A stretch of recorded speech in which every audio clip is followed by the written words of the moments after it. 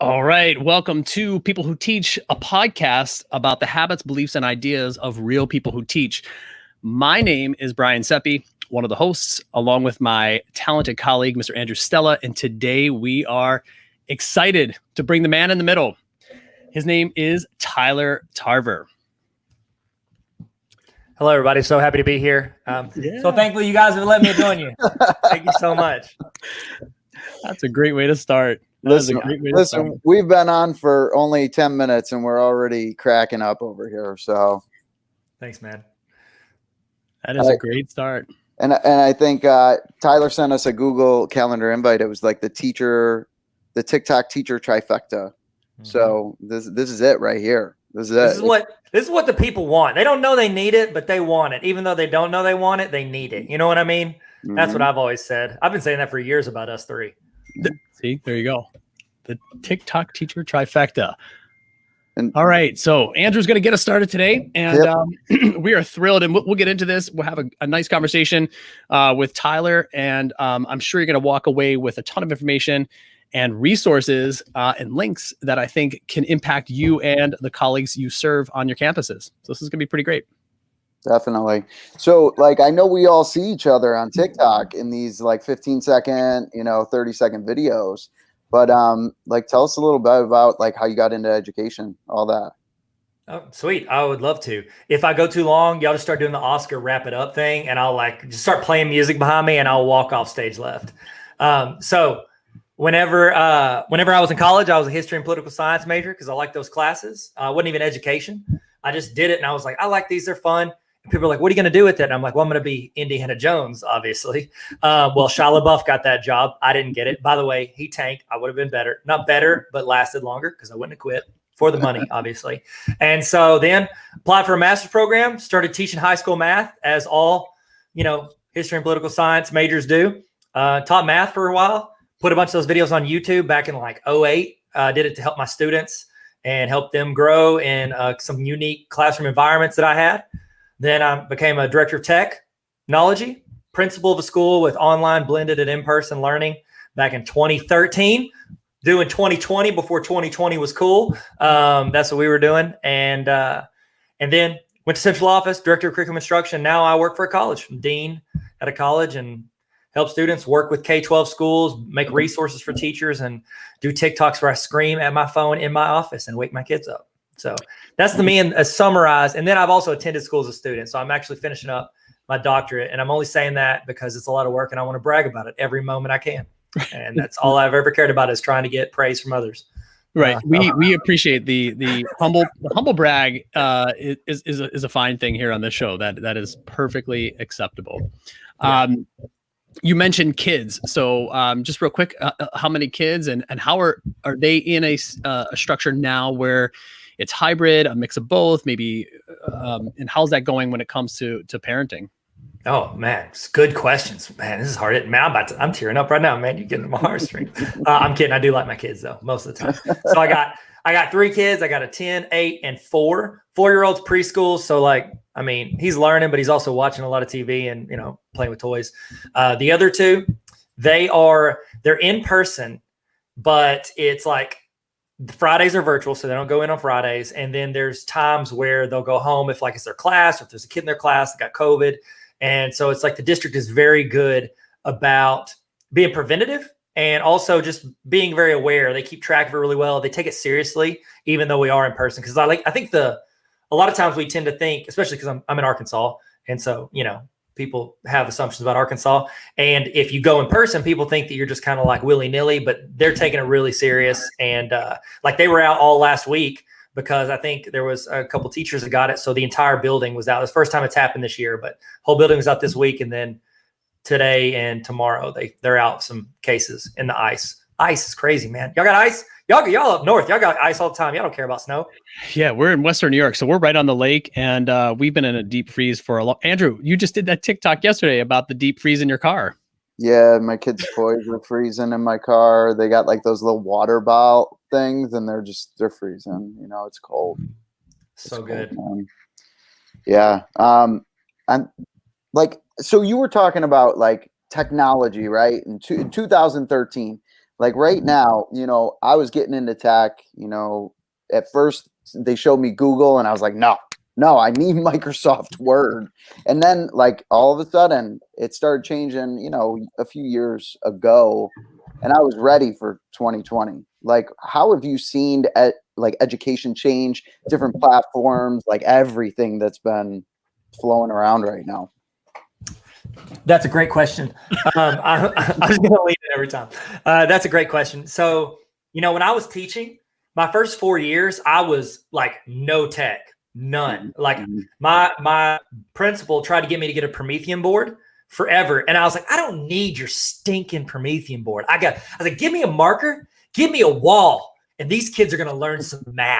Like that's all I need is back to the earth, dry erase board earth. And then my last year in the class, in like a K-12 classroom teaching, I got one iPad and I was like, I'm so dumb. This is incredible. Like I have one iPad and I was hyped, like teaching, sit down. At the end of class, they're good. We do Fruit Ninja competitions. Like it was so much of an engagement strategy, even with one. And so did that and then got the tech. And you like, how did you have one iPad and you got a tech director job at a district? Well, it's because I was doing all that YouTube video stuff on the side and I was leaning into kind of that online instructional video kind of before it really ramped up. And so I was doing that and that helped me get in the room. And then after that, I learned Google and I used Google. I started out with, remember iTunes U, rest in peace. Y'all remember that? Oh, yeah. So first conferences I ever started speaking at, I was doing iTunes U, and I realized after a couple of years, nobody's using this and nobody cares.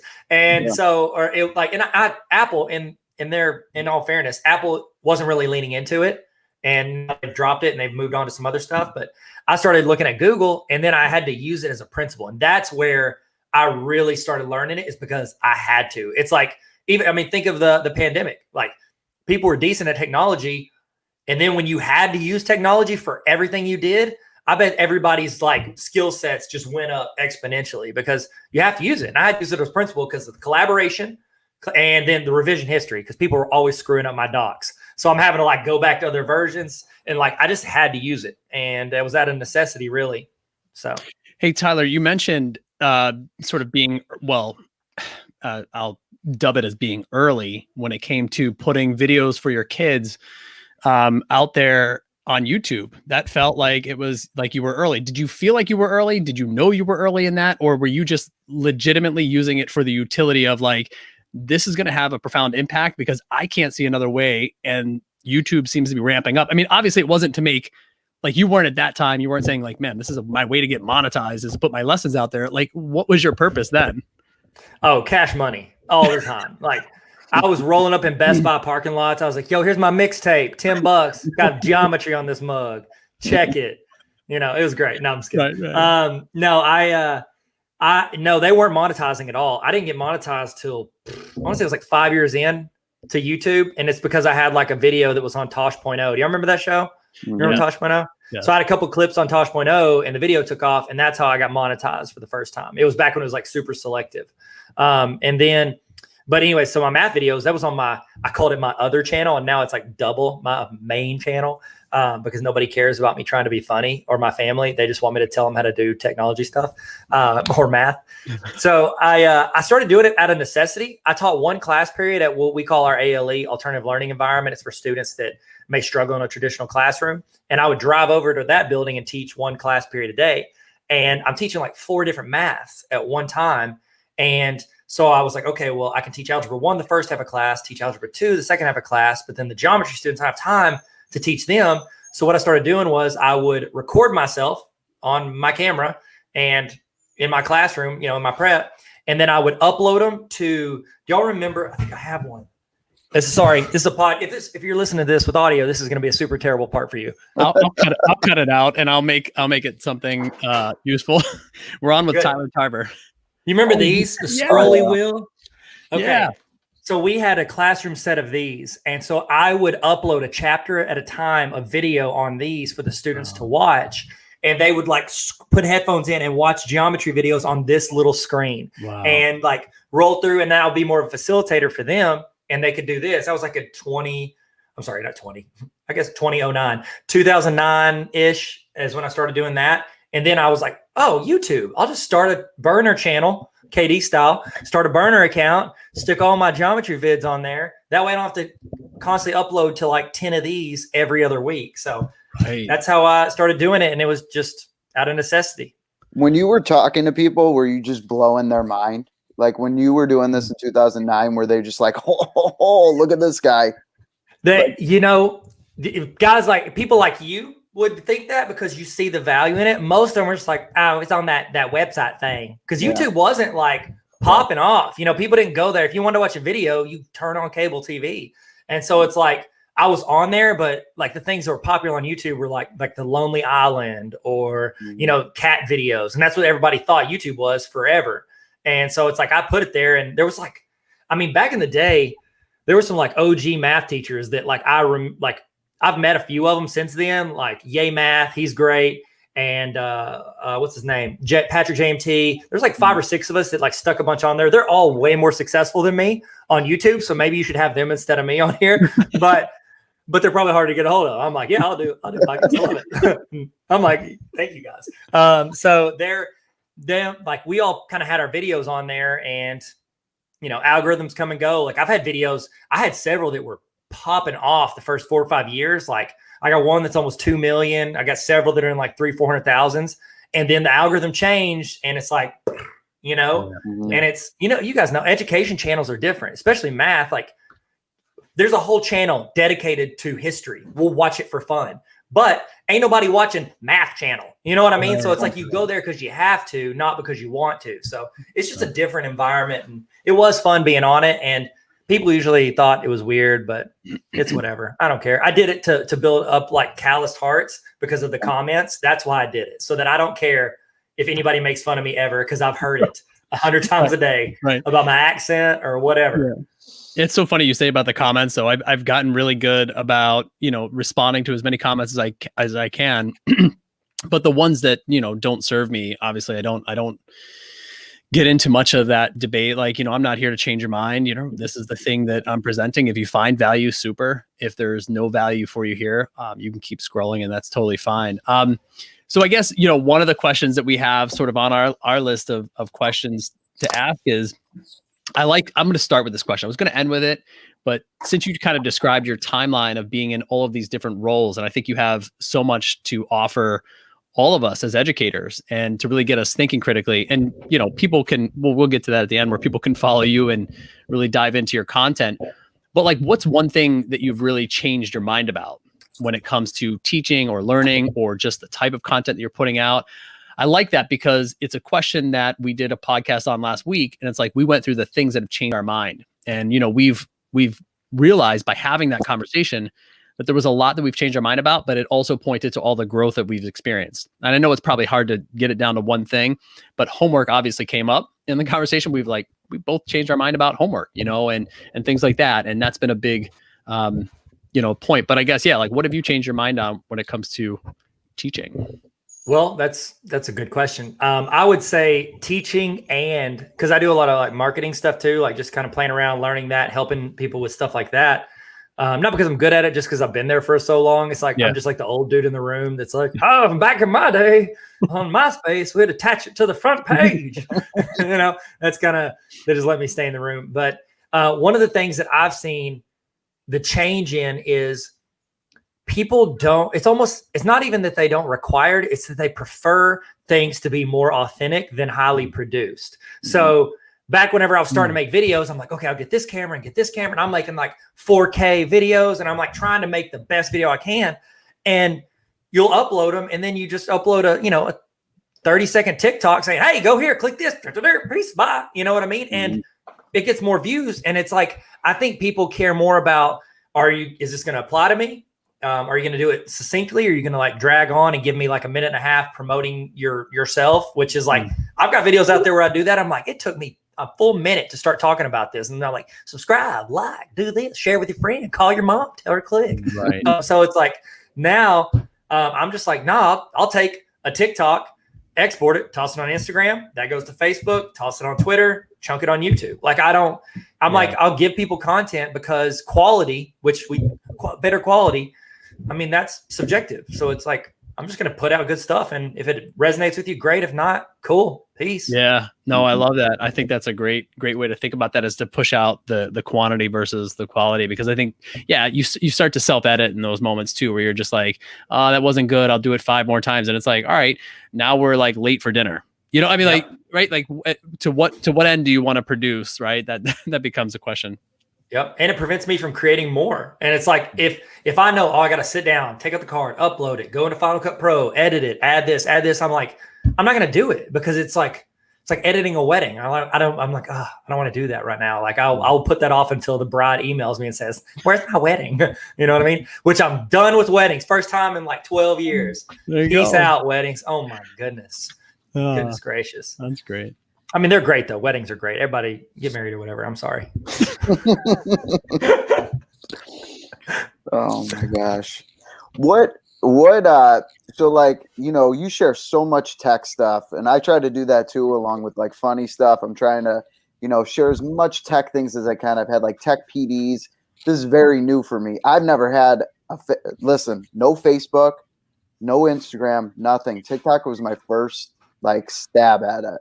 You know what I'm saying? Like that was it.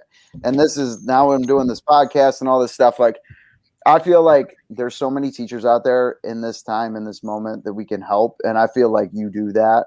Like, what has that meant to you? And like, you know, like how do you feel you've affected like education in the community? Because I think you have, but can you just like reflect on that? Like, have you helped? Like, what do you think? How do you feel about what you've done and how you've helped teachers on these platforms? Well, first off, that may be the nicest thing anyone said to me in like a calendar year. So thank you very much. And you're not crying yet, though. I legitimately am tearing up a little bit. Right, I'm not even kidding. This eye is getting watery. I'm like blinking a lot. I'm like, it's great. I like it. Thank you. We're getting there. We're only 17 minutes in. I know. And we have 35 more questions. Don't worry. So, you know, you look at it and you're like, obviously you get into education because you want to make an impact on people. And it's like you get into a classroom and you're teaching anywhere from 20 to 150 students. And then you upload some YouTube videos and you're like, oh, cool. I helped a few thousand. And it's like, that's really cool. I'm making an impact. And then you become a principal and you're like, I'm impacting teachers who are impacting students. Like, you want to make an impact. And it's not like so that you can go on a, you know, stand at the top of the platform and hold up a gold, you know, medal. It's like you do it because you want to help. That's why we got an education. Like if we wanted the gold medal, we'd invest in GameStop. Like we did this because I'm kidding, culturally relevant.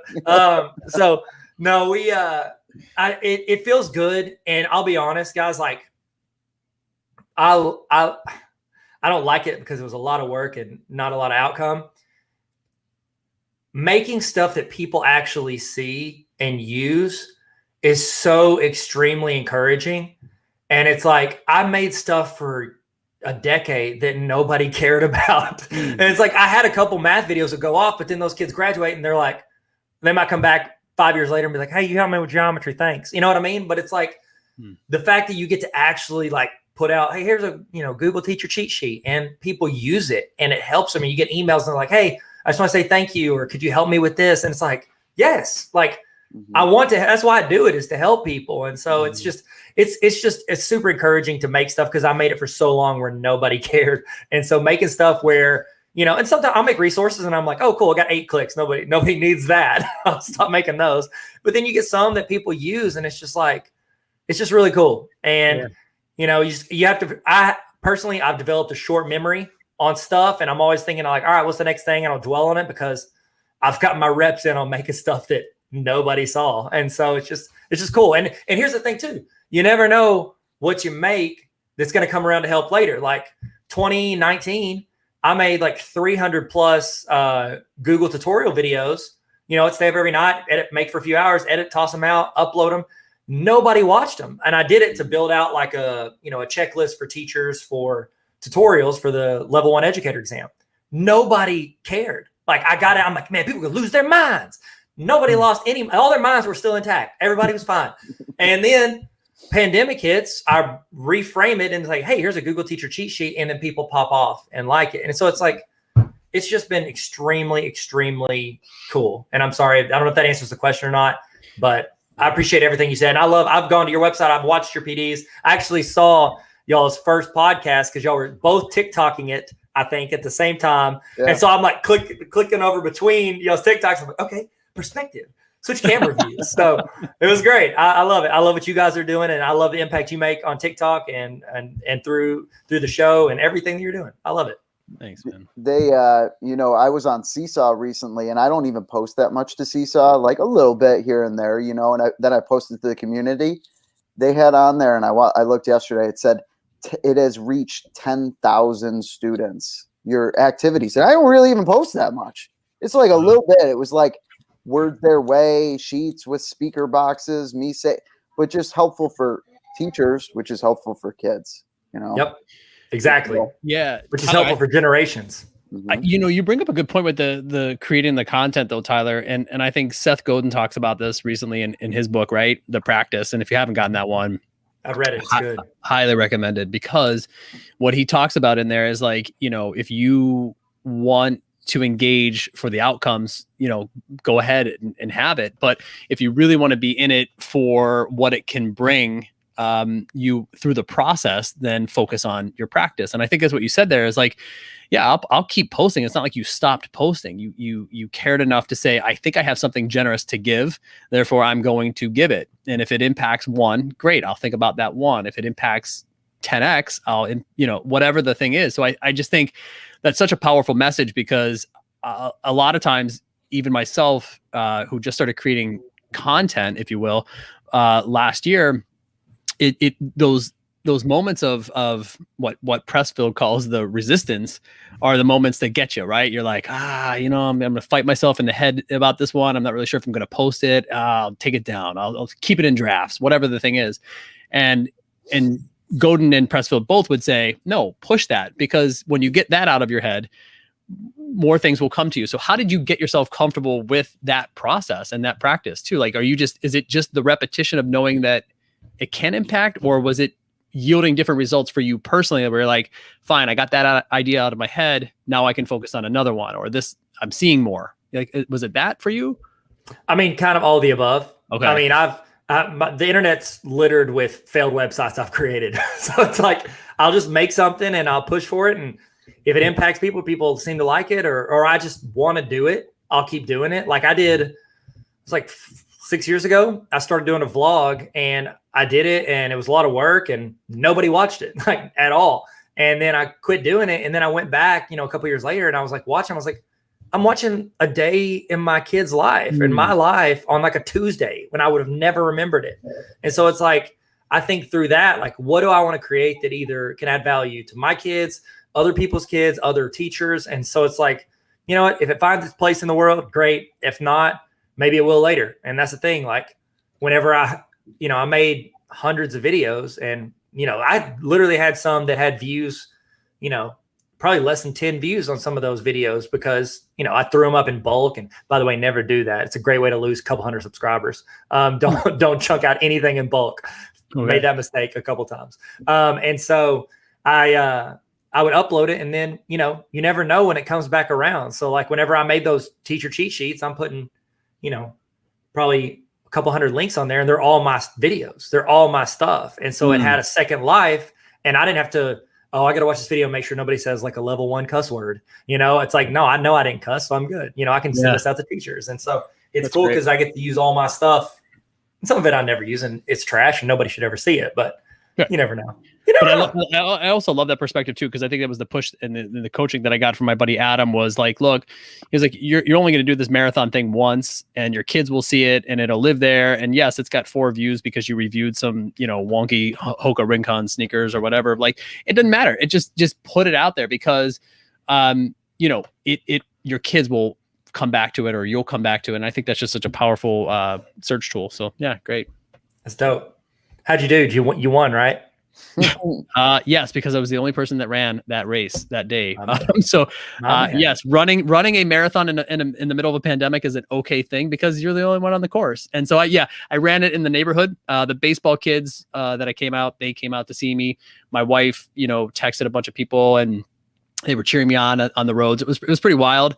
I was looking forward to the experience of going back home to Pittsburgh to run it, but it is what it is. And I trained for it. So I was like, I'm not giving this thing up. I'm doing it. Like, it's the only time I'm prepared right now. So yeah, that was that. This was right when I got on Instagram and TikTok, and I became friends with Brian on there. And I go, one of the first posts I saw was he showed his mileage of running a marathon. I go, this guy's crazy. He's running marathons for his workouts. I was like, dang. That was just Monday. My guy Brian's mad cat, bro. What is it? That's my guy, Justin, my guy, Fortnite. What is the thing? The TikTok? Mad cat? Yeah.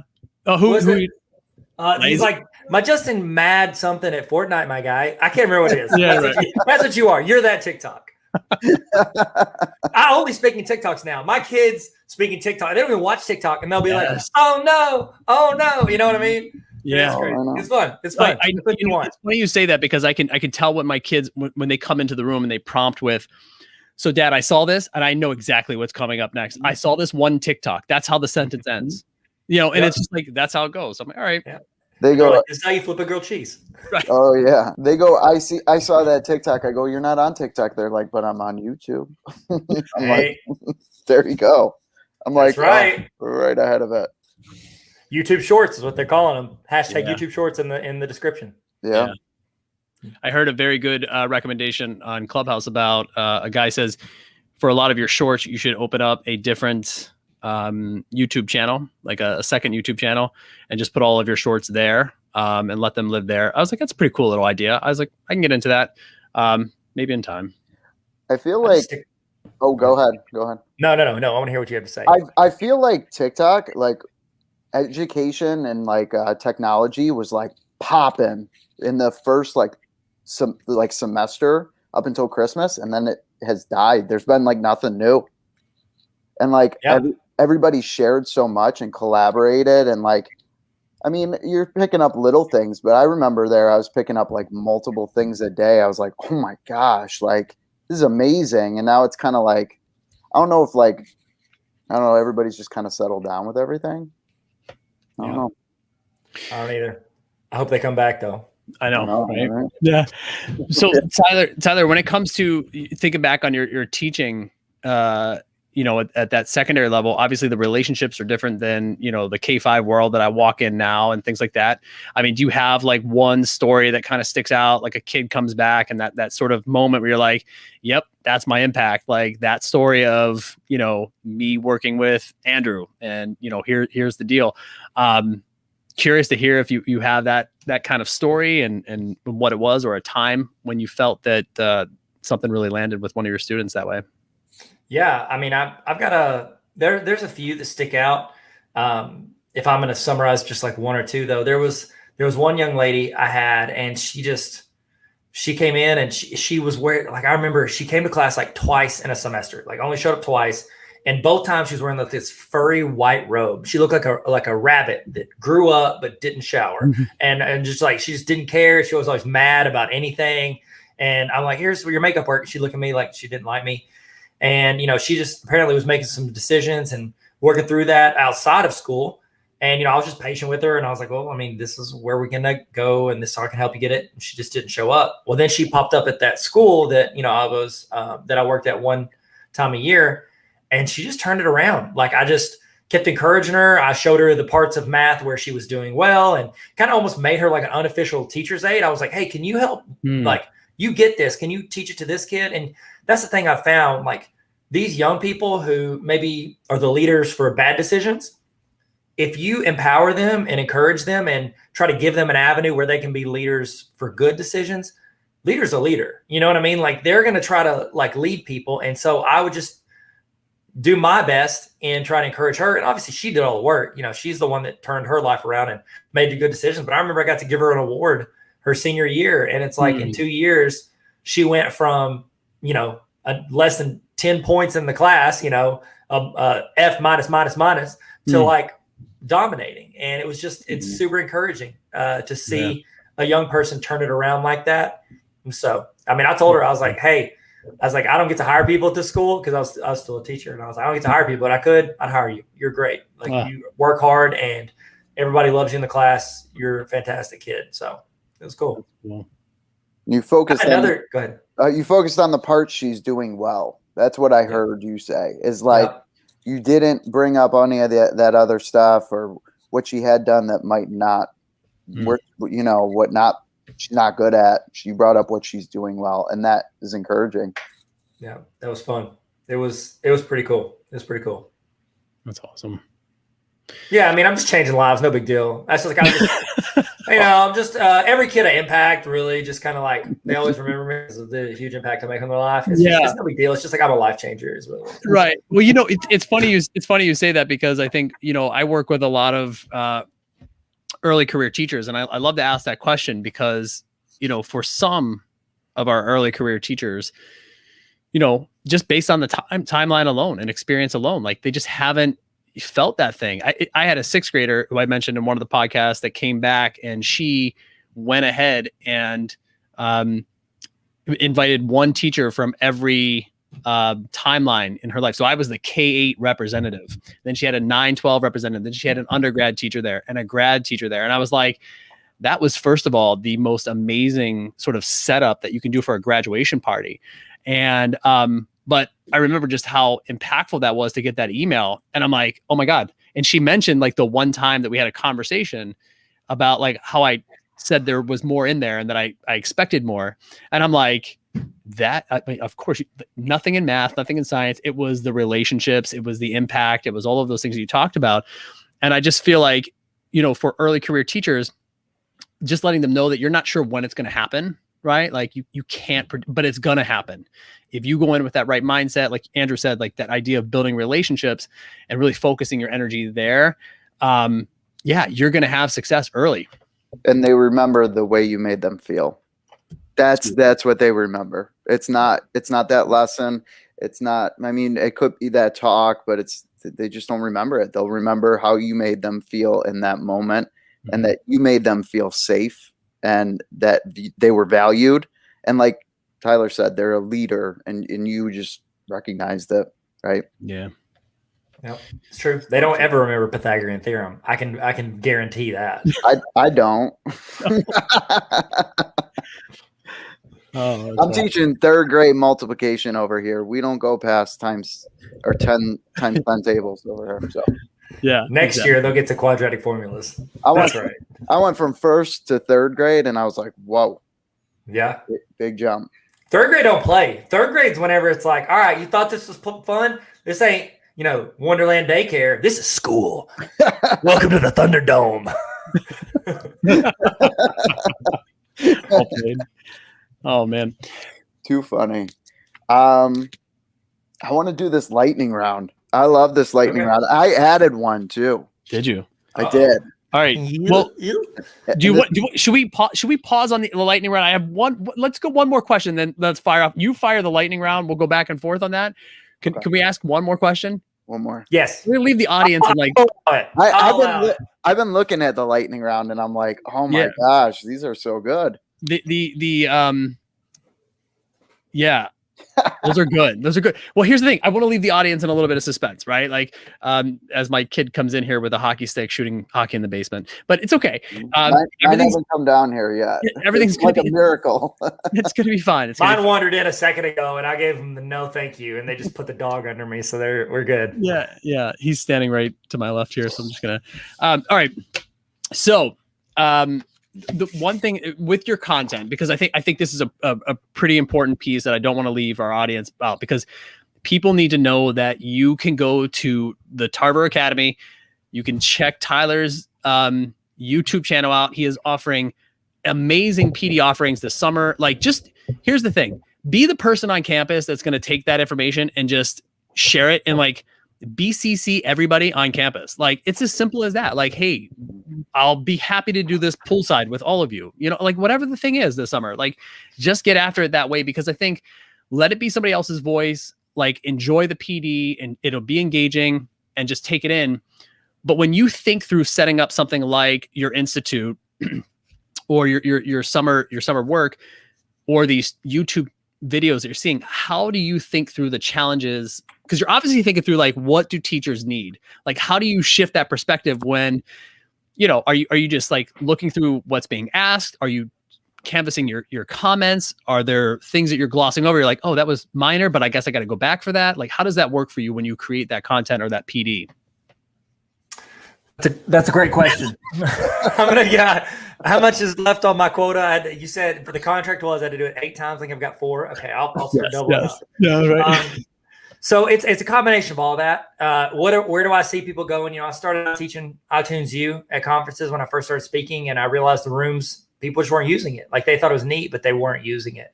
You need this, or this to use it. And so honestly, how I've been doing it is and again, it's worked sometimes, it's not worked sometimes. We've all seen that scale where it's like, it goes from like late adopters all the way to early adopters. And most people are in that middle hump, but then you got like 1/6 of people are in the early adopter stage. Just because I'm very culturally aware and I'm on the internet a lot, I kind of can see what's coming a lot. And again, it doesn't always hit, but most of the time I've heard of it before some of that stuff happens. I knew it before it was cool. Sorry, I just feel like a weird hipster from the late 90s when I do that. So whenever I'm doing something and I find it like, oh, this is good, or this can save me time, that's where I try to lean into it. So I always try to run everything through the funnel of efficiency. Like, how can I save you time? Either by teaching this skill for 30 minutes, that's going to save you an hour a week, the rest of your career. Or if I just build this resource for you that you could use, you don't have to have, but it's going to help you if you do it. And so that's what I always try to do is like, what is going to have the most impact for them with the least amount of work. And so there's some things I'm like there's some sessions I'm doing this summer and I could turn on and do them right now. There's others that are going to take me some time to prep and get ready for, but it's like, I think if a teacher or two grabs this, it's going to have a very deep impact in what they want to do in their class and how they want to approach things versus, somebody that like, oh, that was cool. You hear it at a PD and then you never use it because you forget it or you don't write it down. And I'm like, no, if I could just give them this key, and they'll just walk in the door, it's all going to happen. They're going to see it and see the benefits. So it's like, that's it. I don't think I answered your question very well. I'd give myself like a C- on that question. I'll do better in the lightning round. I'm very good off the top of the dome. By that, I mean, there's no telling what I'm going to say. No, I like what you said there. I think it's really important because what you're describing is like you're creating tools that have utility. And the other thing that I love about your videos and your content that has always resonated with me is like, if I go ahead and download that thing or you force a lot of copies with some of the Google products, it's like when you force that copy, it's like you encourage me. I feel like I'm like, yes, you're putting me on this path. You're like, here it is. Here's the idea. Now make it your own. And I'm like, all right, I needed that. And I hear this like little Tyler voice in my head when I go back to campus. I'm like, make it your own, Brian. They will come. And I'm like, no, like no one's coming. It's not Field of Dreams. But you know what I mean? You're shoeless Joe. You're shoeless Joe in this. You never age. My man's 25. Yes, I am not 25, but yeah, you're right. But I think that's what you're describing and some of your tools that you put out is like, look, make it your own. I change the fields that are here. Like these are just guides to get you going. But here's the framework. So yeah. And I even think you look on, your website when you have all that Google stuff. I mean, you just understand how intense Google is and how valuable of a tool it is. And how teachers can just get lost with it, They're like, and I just went on your website just to relook at it because it is intense and it is awesome. And I direct teachers to it all the time because there's a lot of Google questions, and I'm like, boom, go here and get it answered. Yeah, this is it right here. You want to find out about Google Calendar? There's 20 videos right there. He's got you. Yeah, thanks, man. I appreciate you. Commission checks in the mail. No doubt. I'm gonna commish you, bro. Someone said something about 10,000 before we started. I'm just throwing that out there. 10,000. We gotta get some questions for Tyler. Is anybody? Yeah, we'll see if I don't think anybody's piping in watching on my YouTube channel with 113 people. But yeah, if we find another way, I'd love to have you back too. That's the other thing. Like we'll find a way to get you back here so we can do something maybe a little bit more like targeted, like a top 10 list or something like that, like top 10 things that we can push out to teachers right away, that sort of thing. I'm definitely, okay, I'm going to say it on here so you guys are obligated. I'm going to try to get you guys on the TikTok Teacher Conference. So that's a conference I'm doing this summer. So you can go ahead and bet I'm going to be emailing you and not just, hey, I missed the meeting because I don't know the time zones, how they work. So it's like, I wish there was if only there was a video showing me how to search Google to say how to do time zones. Maybe I should make that video. You just type in EST. Yeah, right. I got you. Yeah. No, it's good. It's on your phone, by the way. I'm the worst. All right, Andrew, are you going to kick us off on the lightning round? Yes. Let's do this. Let's do it. And I added one, and this is. I saw that. It's a great question. I have a question which before we get started, because I'm in education, so I definitely don't want to fail this test. Here's my question: do you want me to answer fast, or like, am I allowed to elaborate, or does it have to be like one word? Damn. Can I elaborate a little bit? All right, let's think about the rules of this, Andrew. Yeah, we've never done a lightning round before, so. All right. I'm so scared, so excited. I love lightning rounds. Andrew, Harry Potter. One rule that I would like to have in the lightning round would be the answers should be in the form of a tweet type of a response. Like I like that. Right? 140 characters, but I'm going to allow you to add one tweet to the original tweet. Subtweet. I can tag it, attach to tweet. Yep. Got you, fam. Yeah. So there you go. What do you have as a rule, Andrew? Anything there? No, I think that's great. All right, let's do this. I think tweet format's perfect. All right, I'll start Click for part 2. Sorry, I had to say it. TikTok. Like for part 2. You don't have to like to watch part 2. Just click over. It'll show you the recent. You go to the one after. I'm sorry. Go ahead. Yeah, I see part 2. I'm like, nope, don't have time for that. Nope. I report them as inappropriate. I say they're spam. I do that to my friends when they're mean to me or send me a GIF I don't like. I report them as spam. Try to get their account blocked. Go ahead. I'm sorry. Lightning round. Let's do this. Go-to snack you couldn't live without as a teacher. So it was like in your drawer. This is your go-to snack. You got to have it. Okay. So I'm going to go, doesn't count, but I'm going to say coffee. That's like, I'll go liquid all day. But if you're like, no, Tyler, there's not a snack. It is if you don't take it out of your room in a while. It's that cup that's sitting in the back you don't want to look at. It's a snack now. Looking like a snack. This is, okay, that's the second tweet. Third tweet, sorry, breaking the rules. Whatever's laying around. And I'm going to tell you guys, I've never told anybody out loud. Okay. I'm sorry. Now we've clicked in the bio of our Twitter and now we're going to a YouTube video. I will eat whatever's laying around. And if I'm like, that might have germs on it, or I don't know how long it's been there, I think to myself, what if you were on a deserted island? You would eat it. You would drink it. There's an open cup at a bar. I don't know. I'm thirsty. Let's see what happens. You know what I mean? I never get sick. There you go. That's all I'm saying. There you go. Them immunities. It's gross, but it's also true. Go ahead. So you're grazing all day long. I love it. All day. All right, Brian, you go. Next question. All right, this is a good one because you're at your workstation, I would imagine. 3 items in your workstation that are must-haves. Like if somebody moved them, you're like, I'm in panic mode. Oh, good question. And a laptop doesn't count because that's how everything works. So I won't say that one. I'm gonna go. Okay. Ember mug. Y'all use Ember mugs? They're freaking awesome. I'm sorry I said freaking, but they are. They're incredible. Because I'll forget that I have coffee for like an hour, and I'm like, oh, guess what? Still hot. I used to use a Michael Hyatt planner, and now I just switched back to there's a grid paper planner, so I have something I can write, do checklists. I always have a checklist. And third is, here we go. Third has to be my Ja Morant rookie card. And that's a have to. It's a graded 10. No big deal. Bought it yesterday. I'm sorry. I'm just still really excited about it. It's not a have to, but I would be upset if I lost it. So yeah, you would notice. I thought you were going to pull out the Ken Griffey Jr. card from the back there. I've got multiple of those, but they told me that they're not worth that much. So I said, You're not worth that much, card guy. That's on you. I actually did I can't take it down, but I bought yesterday a Kobe Bryant 1996 starting lineup, where they're posed and it's like in the box, clean. So I'm really excited about that. I might be getting into cards. I'm sorry. You didn't ask for that, but I brought it, and I'm so sorry. Are you following Gary V's recent information on like what he's spotting up as far as cards and things like that? No, I love Gary V. I've been watching him for years. Don't watch him. Nobody can watch him though because he cusses, so you don't watch him. But if you're okay with that, you should. And I love him. I'm following for marketing. He's fantastic.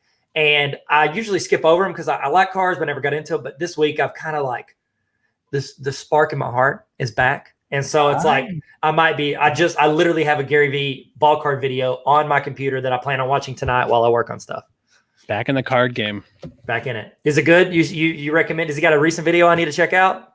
No, I just think he has some just great insights as to like, what, like, I mean, I've got a collection too that I've just got to dig out and just work through myself. But he just had so many, like he's going back and talking about Pokemon from, the original, like how much people are paying for some of those cards. And it's just an interesting perspective when you think about it, because, I'm sitting on some strange cards. I've got all those, Michael Jordan when he went to play for the White Sox, and I've got, I'm sitting on some inventory. I just got to figure out where it is and what I have. I got an original Charizard somewhere. Yeah. See, that's, how much that's worth. That's worth like 20,000, dude. Maybe more than that, bro. Oh like, my gosh. Okay, hold on. All right, it depends on they got to be graded 10, so you got to go get it graded. It's about 35 to 50 bucks. If you get it up to a 10, it's like it cranks up in value. So my story is it's somewhere, and my parents supposedly sold it, and they were like, "Oh yeah, we sold it," and when I was little, and I was like, "Oh man, that stinks." And then I asked them about it. They're like, "No, we didn't sell it." I'm like, "You didn't?" Let's find out where it is. Yeah. There's a few different versions. You need to check and see what it is. They range from a few hundred to multiple thousands. So yeah, that's great. Congratulations. This podcast sponsored by Pokemon. Pokemon and Gary Vee. We'll get Gary Vee on. You know what we'll do? We'll keep working. That'll be my thing that'll be the thing on this channel. We'll work all the way up till we get Gary Vee on here, and we open some sort of charter school around the content with Gary Vee. I don't know. That'll be entrepreneurs. He'd be down for it. He doesn't like education, but he would be down for it as long as we were like, we'll do practical skills, Gary. Yeah, exactly. We would have the best tech department ever. Yeah, we'd have a dope tech department. You'd have kindergartners sharing Google Forms. That's all I've ever wanted. All right. So next one. We did a YouTube video there. So next one thing you need to be doing more of in your life, in your teaching, whatever. I need to be editing. I got a lot of videos I need to edit. That's it. And editing's so time consuming, and it's fine. It's whatever. I don't mind it, but also if you're editing, you're working on the thing you just did, not the next thing you're doing. So I need to be editing. Need more time. Can I have more time? Because then I can do whatever I want. Deal. Done. Here's the 25th hour. There you go. All right. Next question then. What is one thing you need to eliminate? Emails. I'm just kidding. No, I love emails because that's how I connect with people. But also it's like, if I'm going to check them, I'm going to block out 3 hours to just get through and respond and do what I need to do. So I don't know. I've read a lot of productivity books recently because I'm trying to get better at that. And it's just like, I just got to have a segment of time where I do it, and you get to what you get. You don't throw a fit. It's so funny you say that, because that's been a big thing as I've turned the corner to this year, is really batching that email and putting it on my Google Calendar. So it says like email batching or whatever. And it might only be 10 minutes in between like sessions with colleagues or whatever. But then I sit down and I know my exact focus for that 10 minutes is to respond, put in a folder, or delete that email, and I think it's just something that has to be done, like you said. Yep. All right, so I'm going to the one that I made up. You can end with the artifact one. Okay, so here's this one, and this is one's been blowing my mind. So I want to talk to somebody about this. This one didn't belong in the learning portion of our lesson plan of questions, but it definitely is a lightning round question. Okay, so Apple and Google combine forces, and like, what is your take on that? The two powerhouses, Apple and Google, somehow come together and create this amazing thing. What do you think? Hey, get out of here. Okay, so my guy's creeping around the corner too. He's over here. Listen, guys, I don't bribe kids, but I got 3 Kit Kats upstairs, and I'm like waving them in front of them. I'm like, it's all yours. You stay up there. You got it. That might be a good over/under betting thing. It was like, who's gonna have a kid pop up in their video first? It's usually me, and it's usually him. And so okay, so what would happen? Essentially, Google and Apple, would they go together, or like what would it look like if they did? what's your take on that? Google and Apple come together to do some kind of education, something. I mean, whatever you have in Google, Apple's missing the Google portion and Google's missing the Apple portion. You're right. So here's my take on it. Okay. So and this is another, just me trying to brag about myself because it's all about me and I'm the only thing that matters. Okay. Sorry. That's my wife tells me I say. I'm kidding. She likes me, I think. So I'm a Google trainer and innovator. So that's the education side for Google. And then I'm also what they call an Apple distinguished educator. And so every 2 years, they let some people come in and be a part of that. And so it's like in the same year, in 2019, I got to go to the Innovator Academy for a few days. And then I got to go to the ADE Academy for a few days. So it's like within a few weeks of each other, I got to see like, what is the culture? What do they push? Where are they going with education? And it's like Google figured out how to kind of like sneak in the room. And then you look around, you're like, oh, wow, we all use Google. Yeah, because it's free. And then, which is smart, because in 15 years, where are all these students going to be? Running jobs. And they're going to be telling people, like, just use Google. It's easier. So Microsoft better watch out because Google is about to be the one that businesses use because the guy's going to be like, yeah, just make the spreadsheet. And they'll be like, well, I'll share it with you. So Google figured out how to get in the room and make themselves necessary. Apple, which, Google's got the software side, Apple's got the hardware side. So Apple's more about look at what we can do. And so, I mean, I have schools all the time. I'll talk to them and they're asking me like, what should we do about one-to-one devices? Do we Apple? I've done one-to-one with Apple iPads, MacBooks, and I've done Chromebooks. I was like, well, what do you want to do? If you want to create, Apple's hard to beat because that's Apple's thing is they want the individual, it's creativity. And Chromebook, it's more like, bam, mass access to the internet. Okay. And then it's like add-ons and all that other stuff. If they could figure out like how to stop being stingy and trying to defeat each other and, synergy, if they could do that and work out something to where these Apple creation products integrate with the YouTube, all the Drive products, everything that Google does, and then they mesh easily and well, and then cross promote Microsoft would be like something, it'd be a Radio Shack. You know what I mean? Like once they start, if they can figure out how to work together, they both have that it factor that people love. And, Apple's just gotten back and leaned into education over the past few years and making their push. And I think honestly, those, the iPads with the keyboards and the pencils, that's the way to go. Cause you don't have to do everything. And that's the thing I tell people, like, you don't have to learn every tech program. I don't know everything about even Google. And that's what I know the most about. You don't have to know everything, but the things you do know and do need to use it for, you should be good at and have the tools to do that. And so I think you put those two together, man. I mean, yeah, let's do it. I say we get a meeting. We'll call Tim Cook. We'll call John Google. I don't know who runs Google. They're watching this podcast right now. And they're just like, oh my gosh. They're the one person on my YouTube channel right now watching it. So I will tell you though, I really appreciate whenever you know so much about Google, and whenever you pop on a TikTok and you're like, man, I didn't know this. The teacher just showed me this and I didn't know it, and I got to share it with you because it's awesome. So you're just like a lifelong learner and very humble about like the content you make and your craft. It's very nice to see. It's one of the benefits of making a lot of stuff nobody watched for a long time. It's like I never think anything I do is worth watching because nobody watched. But I appreciate it. Yeah, one of my favorite things TikToks I ever made was I did a tutorial on how to like freeze rows and columns, and then a dude, what is it? I know his name. I can't remember his name. I know him, but he's a TikToker, and he made one saying, "Hey, it's like a stitch," and then he said, "Hey, you can just click and drag this," and I'm like. I literally made a duet where I ran in and I was telling that one. Yeah. I was just like, you don't know what you don't know. I was a Google trainer before I knew how to pin tabs. I always tell teachers, I was like, you don't know what you don't know. It just means that you haven't needed to learn it or you haven't ran across it yet. So it's like, I don't know. Just don't be arrogant. That's what I tell those people. I was like, stop being so arrogant. Right. I mean, I can be because, whatever I want to brag about at the moment, but everything else, don't be. I'm kidding. Thank you, though. That was very nice. That's funny. So before we end with our final question here, and this will be the closing. So you answered the exit ticket round. Well done, my friend. We call this the John Smoltz. Solid. Closer. Yeah, right. Closer. Really nice job with the lightning round. Thank you so much. Yeah, great.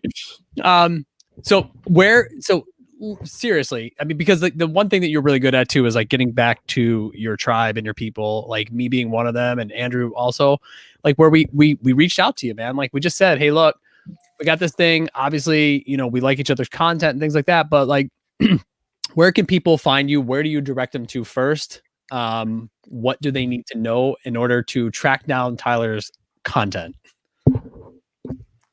Thanks, man.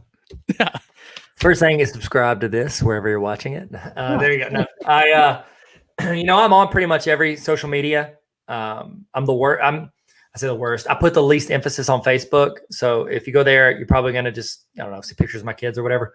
But I mean, Instagram, TikTok, YouTube, those are the subscribe ones. If you want to make sure, because I do like email out resources. So Tarver Academy, if you're like, hey, we need something, tarveracademy.com has pretty much, that's where I kind of put as my hub, but people don't visit websites just for fun. Like, oh, I want to go visit that Tarver Academy website, but I have email lists on there, tarveracademy.com/emails. I don't know, whatever. Just yell my name really loud. I'll probably hear you. I'll come over there.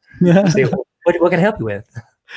No, the newsletter is really important to sign up for because it is not only informative, but I mean, as a subscriber myself, it's informative. You get that piece of information that you might need that kind of, it's weird because like sometimes it could just be that thing you need for the week and you're like, oh, I've got a thing this week. I've got to focus and I can send this out to like other colleagues and really impact them too. So yes, sign up for the newsletter. And then, that's the Tarver Academy newsletter, correct? Yes, sir. That's what that one's dubbed as. And then, and they're funny too. I think you put a couple of nice memes in there sometimes. And I mean, it makes your day. It's really good. It only gets me a few unsubs, so it's cool. Yeah, right. That could actually be a good thing depending on how high that mail meter goes. But and then the last question we have for you is if you could leave just one note on a Post-it note, you only get this much room in every teacher's classroom. What would it be? What would you write on that note? I would say, never stop learning. Nice. That's it, man. That's solid. Sorry, solid. Look, I kept that in a tweet. I didn't turn it into a YouTube. It's not a documentary on Netflix. I kept it as a tweet. It's possible you were using this marker for that. I mean, you didn't need that much room. Do it. Show me the flip. You did it. Show me the flip. Let's see how many takes it is. Yeah. Go. I mean, I wish I could say, I wish I could say that it was as many takes as you think it is. It's just not. I mean, it's pretty much I missed one. There you go. See, I'm human. I mean, it's pretty much all day. Yeah. So the real question is, how long does it take you to make a TikTok if you're missing all those flips? What if you're having a bad day, bro? Just like, sometimes I'm just like throwing them at the screen and just whatever, right? Like that way. Yeah. You finally get the perfect flip and then you fumble your words and you got to reshoot it. Somebody asked me, they're like, can you just please make a Follies kind of like, pen flip one? I'm like, sure. I was like, but I got to be honest with you. I really enjoy it. I really enjoy picking them and finding them, and they're all over the place. The dog will come down and chew them. So yeah, that's all we have. That's good. Andrew, you want to take us out? Yeah, guys. This is what we're all about. Just learning from each other. This is why we made this podcast. If you find value here, you can subscribe and join us and kind of check us out. And Tyler, thank you so much. We appreciate having you, man. Great. I appreciate you guys for having me. Thank you so much. Thank you so much, Tyler. Is there any way, I just want to get a firm commitment now, you would come back onto the podcast and maybe do another session with us? Absolutely. As long as there's a Zoom, there's like a Google Calendar invite. So I know how time zones work. So perfect. There you go. All right, my friend. Thank you so much. I appreciate it. Everybody who's watching, thank you so much. And we are going to end the broadcast.